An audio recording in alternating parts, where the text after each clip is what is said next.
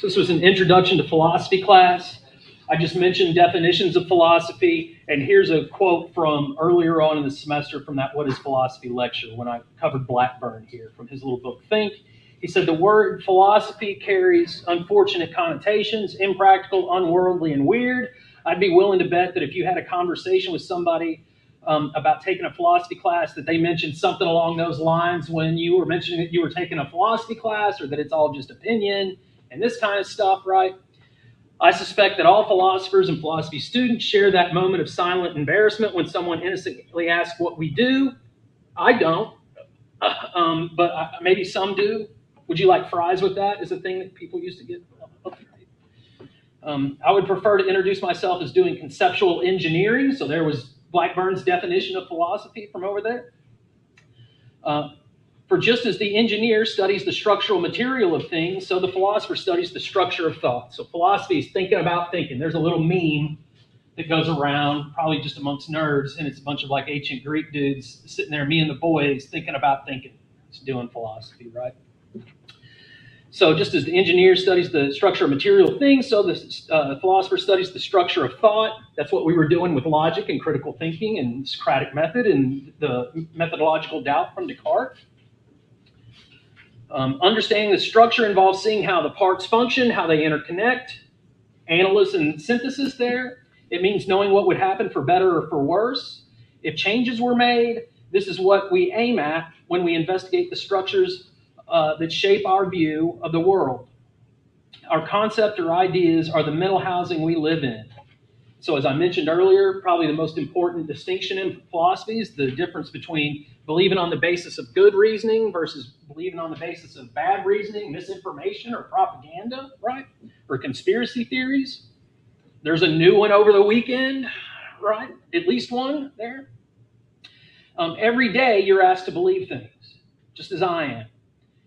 And to do this or that on the basis of those beliefs by various social media influencers, authorities, policymakers, corporations, government agencies, and so on.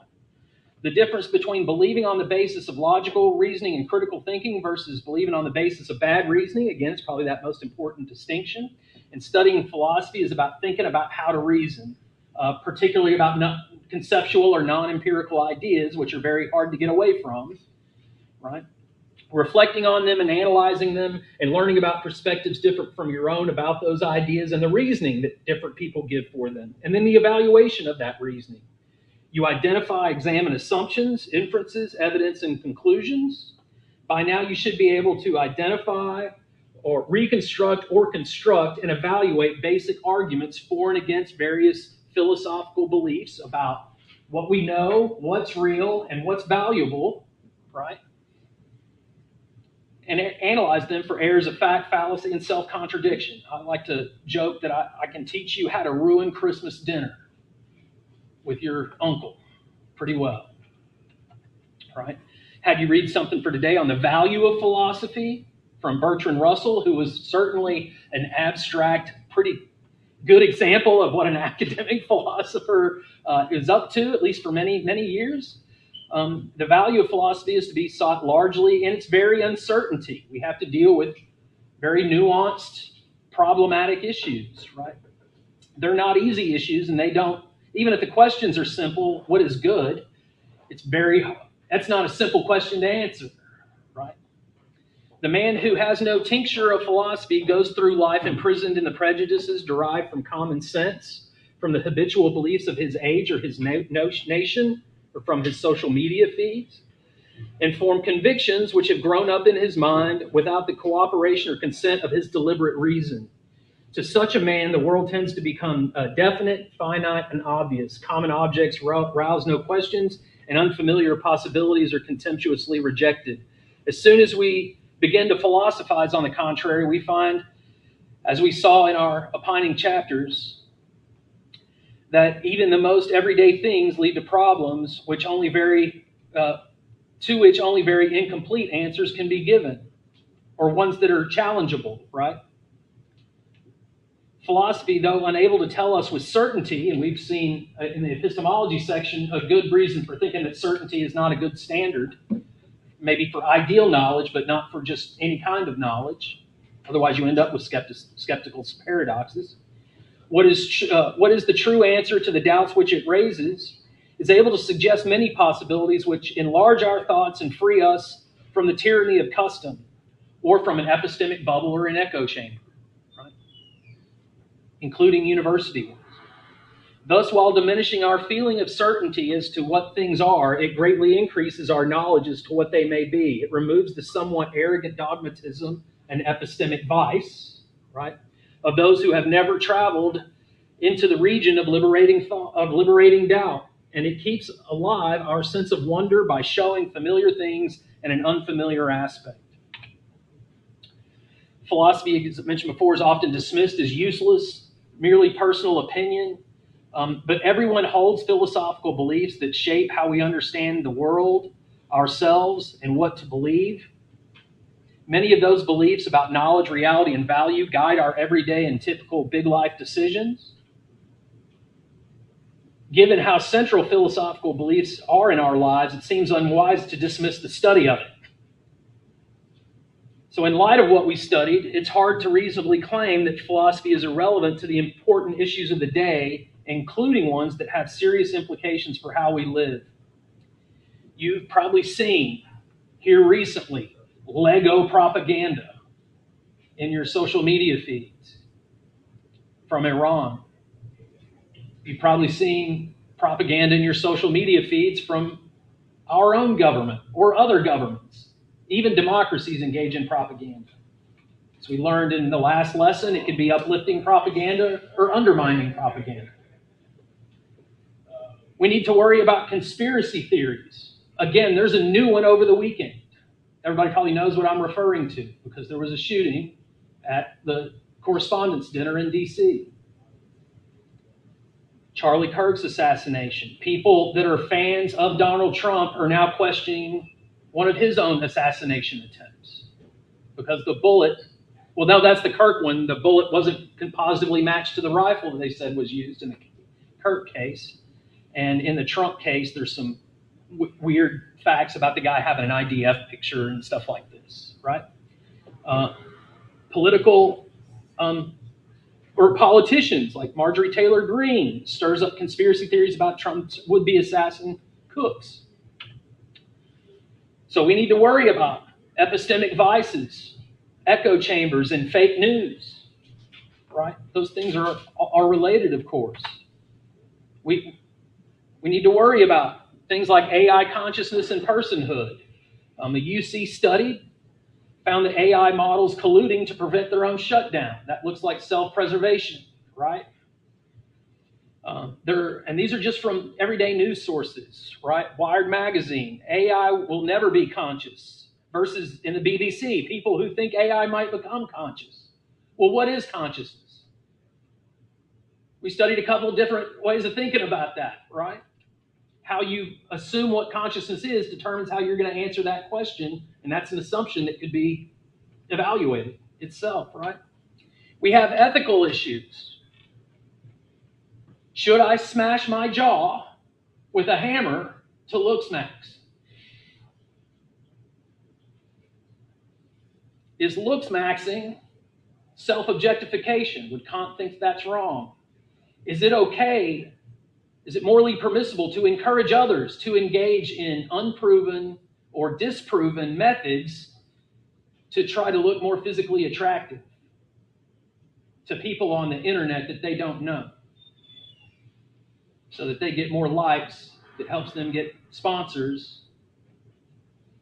Everybody see the fraught with moral issues there, right? Smart AI policy means examining both the harms and the benefits, right, to society. That sounds like a headline that's made for utilitarianism, right?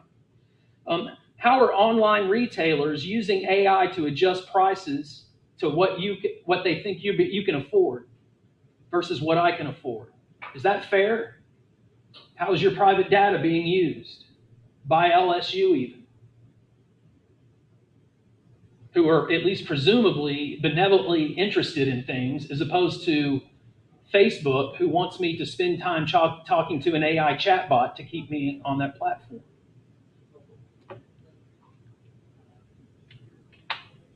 Political issues. The movement to ditch democracy in favor of startup cities run by CEOs. Curtis Yarvin is an influential person among people in our government, and he's basically in favor of technocrats or techno-feudalism. The Palantir guy, this is for you too, the Palantir guy studied critical theory. Habermas rejected to be his dissertation director. They just published a manifesto that's freaking people out because it's basically about how Silicon Valley needs to be in charge of everything, not the government. And that dude has my private data, I guarantee you, right? Extremism. There's none of that going around, right? Not at all. That's a problem over there, not over here, right? So if you still think philosophy has no relevance to everyday life, including your own, and the sorts of issues that your generation is going to have to confront, climate change being one of the biggest ones, but not the only one, right? How are we going to do that together as a free society versus someone coming in and telling us what to do, right? So if you still think after what we've studied over here that this stuff isn't relevant to the issues of the day, man, that makes me think that there's an epistemic vice at work in your decision making there. So my hope is that studying this material even just a little bit and those topics, that you are better equipped conceptually and with some thinking skills than before to address them, given the vast amounts of information, the rapid social change, and the various ethical, social, and political challenge we face as human beings trying to live together, particularly in a free society, because free societies are not a guarantee. There are universities in this country that where professors are having to censor their classrooms, including things like Plato, because of what's in them.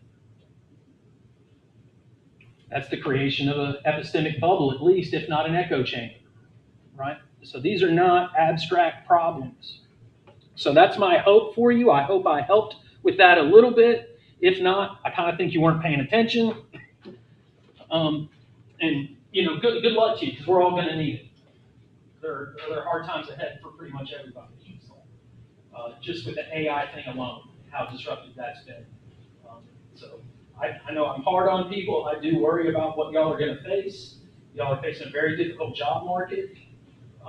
My wife is recently unemployed. The job market is very, very tough for everybody because they think AI can do stuff, and it can do stuff, but not reliably. But they wait till the ship runs into the dock before they change everything, right? So you need to remember we are in it together, and we got to think with each other.